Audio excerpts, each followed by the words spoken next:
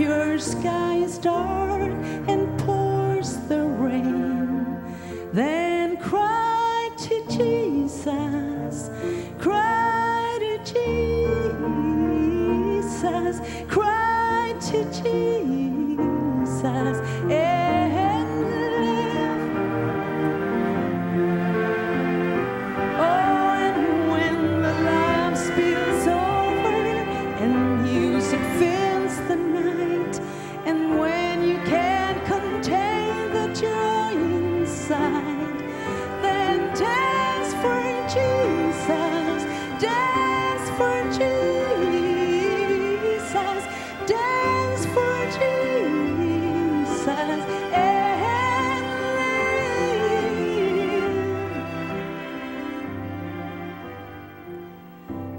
And with your final heartbeat, kiss the world goodbye.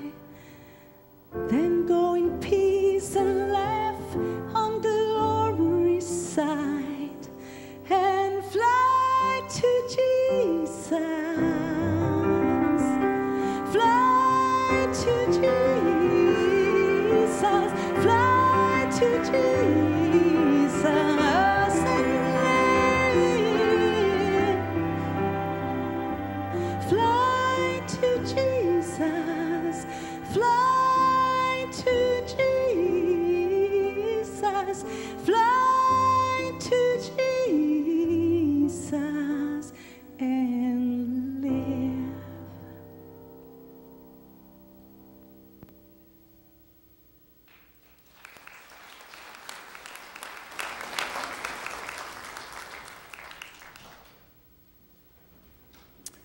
If you have your Bibles, would you turn to Apostle Paul's letter to Romans? And we'll be returning to chapter 12. When you find that, would you please stand as we read one verse? God's Word, Romans chapter 12, verse 3. For by the grace given me, I say to every one of you, do not think of yourself more highly than you ought, but rather think of yourselves with sober judgment in accordance with the measure of faith God has given you. You may be seated.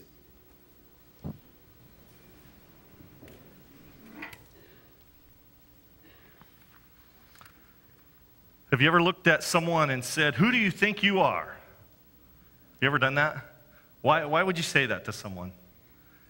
It's probably because it's someone who maybe has overstepped their bounds, right? Who do you think you are to say that to me, or do this, or go wherever it is? Someone who has thought a little too highly of themselves. I think we, as human beings, have a natural tendency to do that. We have three different views of ourselves. The first view is the projected view. That's the view that we want to project. That's how I want you to see me. I would love for you to see me the way I see myself. 20 years old and thin. Sometimes I think I still see myself that way. And then I walk by a mirror and there's a fat guy in the mirror. What is he doing there? Our projected view of ourselves. That's how we want others to see us. Then there's a perceived view. That is actually how others see us. That's their perception of us. It may be right, it may be wrong.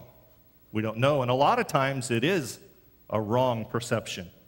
And then there is the actual view, and this is actually how God sees us. This is, if we looked in a mirror, if God held a mirror up and showed us, this is what we would see. My granddaughter is Lane Elizabeth Elliott. Isn't she cute? Oh, she's just a doll, huh? Man. And there's a little video that my daughter-in-law took the other day. And I just want to show you. It's just, what do you think of my granddaughter right there? Before you see it, what do you think of my granddaughter? You just, you have a perceived view of my granddaughter, right? Let me show you a little video clip. Go ahead. Hey, Did you find a worm, sis? Be gentle. Is that your worm? I don't want it, but no, I don't really want it. Brother, do you want it? No. Are you sure? No. Oh What? no, a worm. Oh, is that your pet? Oh, she don't. All right, now what do you think of my granddaughter? She went from this sweet little innocent thing to a murderer, right? I heard someone say murderer. Ripped it in two on Facebook. That video's on Facebook, and the little comments are there, and right by it somebody put murderer. Robin's dad said, well, now she has two. That's a perceived view. You see, God designed me. If you turn to Psalm 139, you can see that, when you see that God designed us. Psalm 139.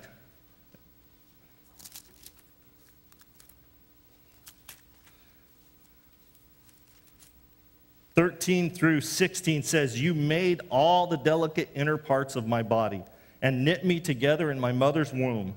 Thank you for making me so wonderfully complex. Your workmanship is marvelous. How well I know it. You see, there are factors in our lives that shape us. Our family background, our environment, our personalities, significant others, our role models, role models of our childhood, our values, our belief systems that we were taught.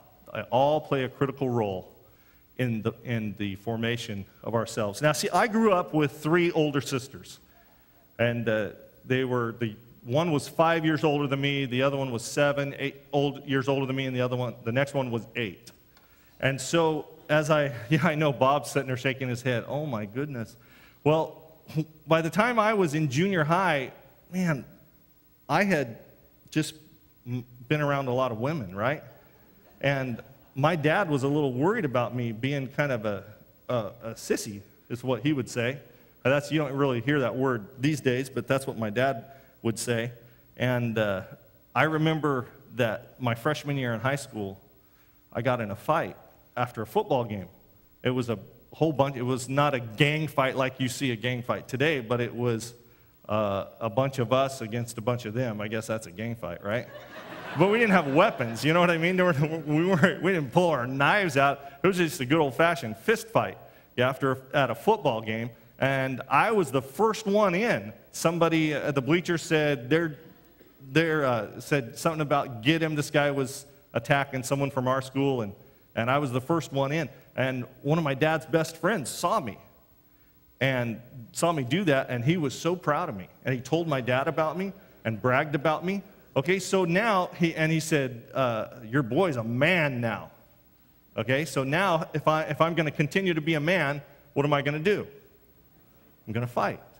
I'm going to get in fights.